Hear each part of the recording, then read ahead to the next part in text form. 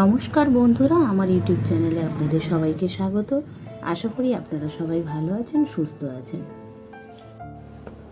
ছবি দেখে আপনারা সবাই নিশ্চয়ই বুঝতে পারছেন যেটা আপনাদের সবারই খুব চেনা একটা গাছ, যেটার নাম হচ্ছে অ্যালোভেরা বা ঘৃতকুমারী। অ্যালোভেরা বা ঘৃতকুমারী সুপরিচিত একটি গুরুত্বপূর্ণ ভেষজ ঔষধি গাছ। ঘৃতকুমারী বা অ্যালোভেরা দেখতে অনেকটা আনারস গাছের মতো। অ্যালোভেরা গাছের গোড়া থেকেই সবুজ রঙের পাতা হয় এবং পাতাগুলো পুরো ধরনের হয়, যার দুই পাশেই করাতের মতো ছোট ছোট কাঁটা থাকে। পাতার ভেতরে স্বচ্ছ পিচ্ছিল ধরনের শ্বাস থাকে, যাকে অ্যালোভেরা জেল বলা হয়। আপনার নিজের জন্য, নিজের দৈনন্দিন জীবনের চাহিদা মেটানোর জন্য অত্যন্ত পক্ষে 3 থেকে 5টি গাছ লাগানো উচিত। এবারে আমরা অ্যালোভেরার উপকারিতা সম্বন্ধে জেনে নেব। ঘৃতকুমারীর রস নিয়মিত পান করলে হজম শক্তি বৃদ্ধি পায়, ফলে দেহের পরিপাকতন্ত্র সতেজ থাকে এবং কোষ্ঠকাঠিন্য দূর হয়ে থাকে। নিয়মিত ঘৃতকুমারীর রস পান করলে শরীরের শক্তি বাড়ানো সহ ওজনকে নিয়ন্ত্রণে রাখতে সাহায্য করে। ঘৃতকুমারী মানবদেহে রোগ প্রতিরোধ ক্ষমতা বৃদ্ধি করে। ঘৃতকুমারী রস ব্যবহারের ফলে শরীরের বিভিন্ন ধরনের ভিটামিনের মিশ্রণ ও খনিজ পদার্থ তৈরি হয়, যা আমাদেরকে চাপমুক্ত রাখতে এবং শক্তি যোগাতে সাহায্য করে। ঘৃতকুমারীর রস হাড় ও মাংসপেশির জোড়াগুলোকে শক্তিশালী করে, সেই সাথে শরীরের বিভিন্ন প্রদাহ প্রশমনেও ভূমিকা রাখে। অ্যালোভেরা বা ঘৃতকুমারীর একটি পাতা, মধু, একটি ছোট্ট শসা মাস্ক করে মেচেদার উপর লাগিয়ে রাখলে মেচেদা দূর হয়ে যায়। ঘৃতকুমারী চুলের উজ্জ্বলতা বাড়াতে কন্ডিশনারের কাজ করে। এছাড়া চুল পড়া এবং খুশকি প্রতিরোধ করতেও এর জুড়ি মেলা ভার। মাথা যদি সবসময় গরম থাকে, তাহলে পাতার শ্বাস প্রতিদিন একবার তালুতে নিয়ম করে লাগালে মাথা ঠান্ডা হয়। অ্যালোভেরাতে থাকা ল্যাকটেটিভ উপাদান পেট পরিষ্কার করতে সাহায্য করে, হজম শক্তি বাড়ায়। অ্যালোভেরা জুস ক্লান্তি দূর করে, দেহকে সতেজ করে। এটির ঔষধি গুণ রক্তচাপ কমায়, রক্তে কোলেস্টেরল ও সুগারের মাত্রা স্বাভাবিক অবস্থায় আনতে সাহায্য করে। দেহে ক্ষতিকর পদার্থ প্রবেশ করলে তা অপসারণ করতেও সাহায্য করে। অ্যালোভেরাতে প্রচুর পরিমাণে জল থাকায় এটি শরীরকে হাইড্রেটেড রাখে। এখন আপনারা যে অ্যালোভেরা গাছটা দেখছেন, এটা আমার ছাদ বাগানে অ্যালোভেরাগুলোর মধ্যে সবচেয়ে পুরনো।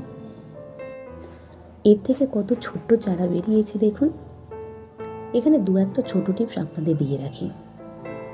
রান্নাঘরে ছোট্ট পটে যদি একটা অ্যালোভেরা গাছ আমরা লাগিয়ে রাখি, এটা আমাদের বিপদের সময় বন্ধু হতে পারে। যেমন দেখুন, আমরা রান্নাঘরে প্রায় গরম তেল বা গরম বাসনের ছ্যাঁকা খাই, সেটা থেকে ফোসকা পড়ার সম্ভাবনা থাকে। আর এই ছ্যাঁকা পড়া বা তেল পড়ার মুহূর্তেই যদি আমরা সময় নষ্ট না করে অ্যালোভেরা জেলটা আমরা ব্যবহার করি, সেখানে আর ফোসকা পড়বে না, জ্বালা ভাবটা কম হবে। কেটে গেলেও আমরা অ্যালোভেরা জেলটাও ব্যবহার করতে পারি। অ্যালোভেরা গোড়াটা দেখলেই আপনারা বুঝতে পারবেন এর থেকে যে কী পরিমাণ পাতা কেটে নিয়ে আমি ব্যবহার করেছি। শুকনো পাতাটা আমি ছাড়িয়ে দেখাচ্ছি, দেখুন এর গায়ে কত ছোট ছোট চারা উকে দিচ্ছে। আর এই কাষ্ঠল অংশটা যদি আমরা মাটিতে লাগাই, এর থেকে নতুন সুস্থ চারা গাছ হবে। অ্যালোভেরা কিন্তু কখনো মরে না, যদি আমরা নিজে থেকে না মেরে ফেলি। একটা কথা বলতে ভুলেই গেছি, আপনারা একে বেডরুমেও রাখতে পারেন। রুমের বাতাস পরিশুদ্ধ করে। পৃথিবীতে বাতাস পরিশুদ্ধকারী যত গাছ আছে, তাদেরকে নিয়ে যদি একটা তালিকা তৈরি করা হয়, তাদের মধ্যে অ্যালোভেরা প্রথম 10টার মধ্যে থাকে। আসুন দেখে নিই গাছের জলের অভাবজনিত লক্ষণ। এটা রোদে থেকে জলের অভাবে এই গাছের পাতাগুলো দেখুন একদম লাল হয়ে গেছে। এর গোড়ার দিকে দেখুন একদম শুকনো, আর এর পাতাগুলোর কোনো উজ্জ্বলতা নেই, কোনো এই পাতার মধ্যে কোনো রসালো ভাব নেই। আর গোড়ার পাতাগুলো তো একদম শুকনো হয়ে গেছে। আর অপর দিকে দেখুন, এটা ছায়ায় থেকে জলের অভাবে হয়েছে। এই গাছটা কিন্তু ওই গাছের থেকে অনেকটা ভালো গাছ। আর এর পাতাগুলো ওর থেকে অনেকটা রসালো ভাব আছে, এর মধ্যে গোড়ার দিকটা দেখুন অনেকটা মোটা ভাবও আছে। তবে এর যে নতুন পাতাগুলো এখন বেরিয়েছে, গাছের মধ্যে যতটা জল ছিল সেটা ওই গাছ ওই পাতার মধ্যে সবুজ ভাবটা আনতে পেরেছে, নতুন যে পাতাগুলো বেরিয়েছে।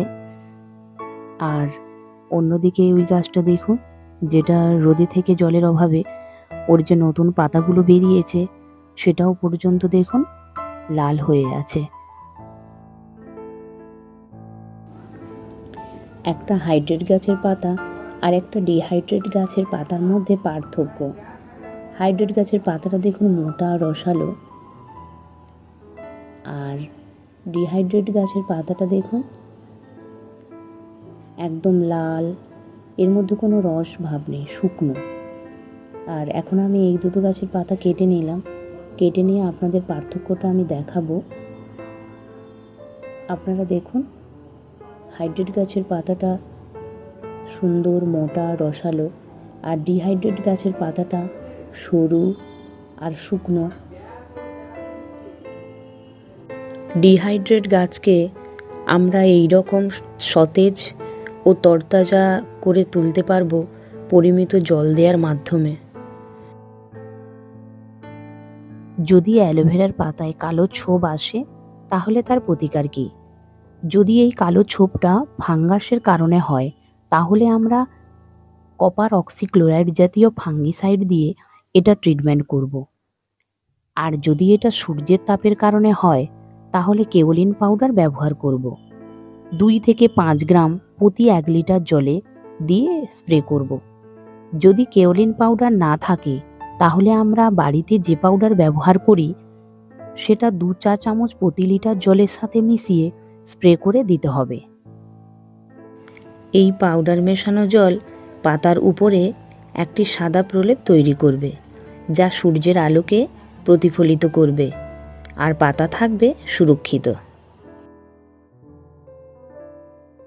একটা সুস্থ গাছের গোড়া আর একটা পচে যাওয়া গাছের গোড়ার মধ্যে পার্থক্য। এই গাছের গোড়াটা দেখুন অনেকটা লম্বা, আর রুটগুলো কত সুন্দর স্বাস্থ্যবান, আর অনেক ছোট ছোট রুটও বেরিয়েছে। আর অন্যদিকে দেখুন, পচে যাওয়া গাছের গোড়া লম্বায় ছোট, এই রুটগুলো প্রায় নষ্ট হয়ে গেছে। গাছের গোড়াটা একদম পচে গেছে, তো তাই রুটগুলো মধ্যে 2-3টে রুট অবশিষ্ট আছে, আর না হলে প্রায় সমস্ত রুটগুলো পচে গেছে। আর আপনারা এই দুটো গাছ দেখলেই এর পার্থক্য বুঝতে পারবেন যে সুস্থ গাছের পাতাগুলো মোটা রসালো আর খুব সুন্দর, আর পচে যাওয়া গাছের পাতাগুলো সরু ও রসবিহীন।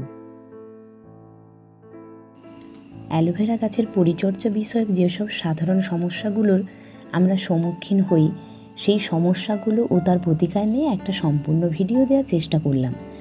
যদি কিছু ভুল হয়ে থাকে বা কিছু মিস হয়ে যায় সেগুলো আপনারা কমেন্টে জানাবেন। এতক্ষণ ধরে আমার ভিডিওটি দেখার জন্য আপনাদের অসংখ্য ধন্যবাদ। আশা করছি আপনারা সবাই ভালো থাকুন, সুস্থ থাকুন, মনের মতো বাগান গড়ে তুলুন।